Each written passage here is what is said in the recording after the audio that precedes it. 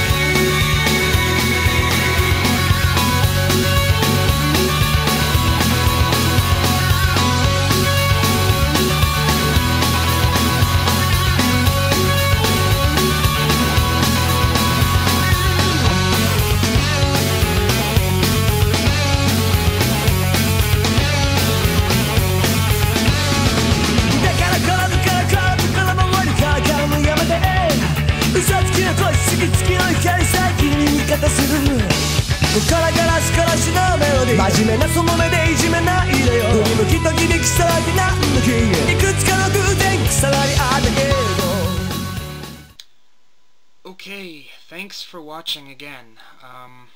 First, a big thank you to everyone who watched the first episode, especially those of you who sent me messages. It really does help to know that people are watching and enjoying it, so thank you. Second, you'll notice that in the last shot, I was wearing a headset, and I no longer am. It's because the quality is not so good, and I realized the sound quality is not so good.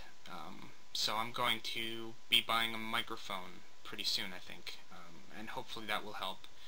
For now, I'm just going to have to speak up, and you'll have to turn up your volume. I also added a light, so now you can see exactly how pale I am. So, as you see, we don't settle for the status quo here, so things will be getting better. I will be listening to requests and comments that you make, in case there's anything specific that you'd like to see or have me comment on. So yes, Rob, I will be showing my shower soon, so you can see exactly how that works and how much fun that is. Maybe that will be next episode. And along those lines, someone had suggested that I explain the title of the series, Jukin Japan. So, to juke is a verb that basically means to feint or to dodge. So I guess the implication of the title is, as living in Japan is a battle, like I said, or at the very least a very violent sport, I would recommend that you try to keep one step ahead of Japan by juking its attempts to knock you down or destroy you, as I put it last time. So that is the basic meaning behind the title. Also, a juke can be, I guess, a synonym for a dive, or a seedy place that offers gambling or prostitution or drinking. And Japan certainly has plenty of those, although perhaps not as blatantly as some other countries. So, there we have juking Japan. Okay? Alright, now let's move on to the main part of the episode. I'd like to talk about my recent trip to Nagasaki, which was quite exciting. I had the chance to meet up with a friend of mine,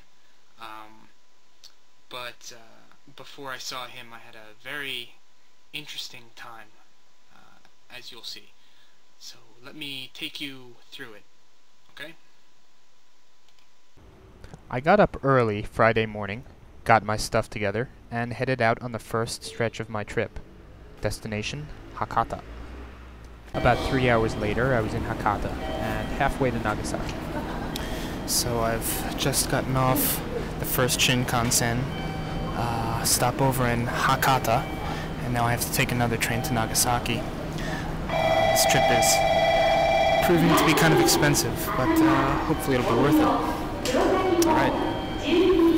And 3 hours later, I just arrived in Nagasaki.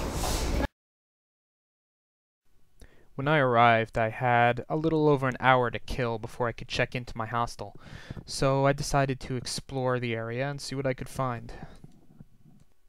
Now, Nagasaki was very slopey, but I had just been riding on trains for about 6 hours, so I didn't mind a little bit of strenuous walking.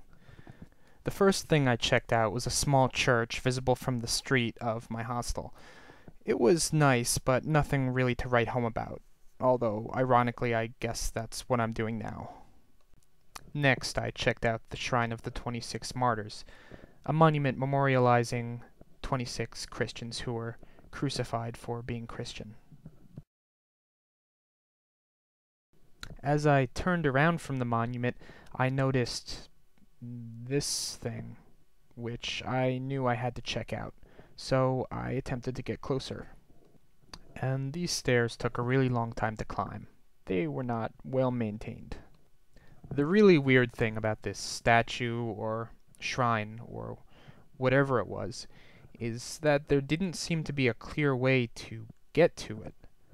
I took this ancient-looking set of stairs to the side of it, but the only way I could see to actually get inside the actual compound was a very old and rickety staircase that seemed to lead through people's apartments. So I decided to forego that and just have a look at it from the side.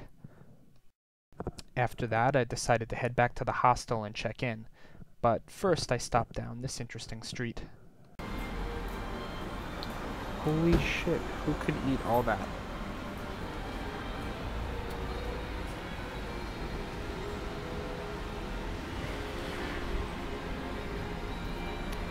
This street has a soundtrack.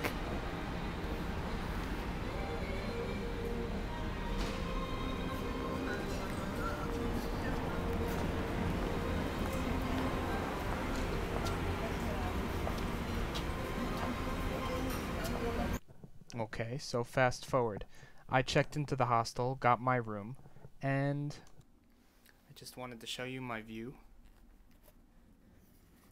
So that's lovely. That's pretty cool, I guess. Okay, so let's call that day one. That night involved a little bit of liquid relaxant, some wandering around the city, and some getting lost, but nothing really worth talking about. So, day 2. Okay, day 2. Here I am on a bus riding out into the countryside of Nagasaki. Why? Well, I wanted to go to the zoo. Unfortunately, Japan had other plans for me. Yes, this day I failed to juke Japan, and you will see what happens.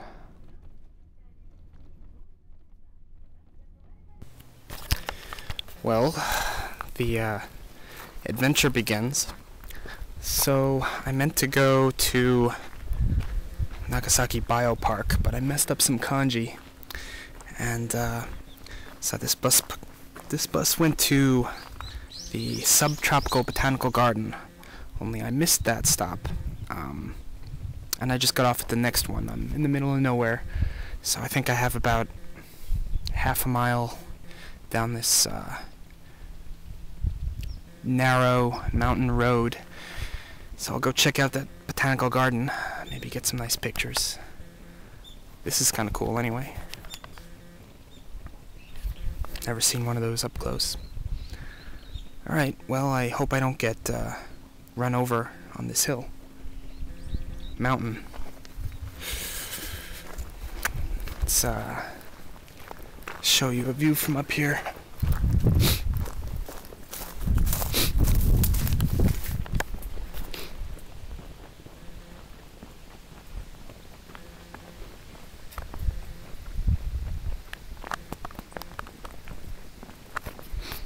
If I get a better view, I'll take another shot. But anyway, I'm gonna conserve battery and memory, so more in a bit.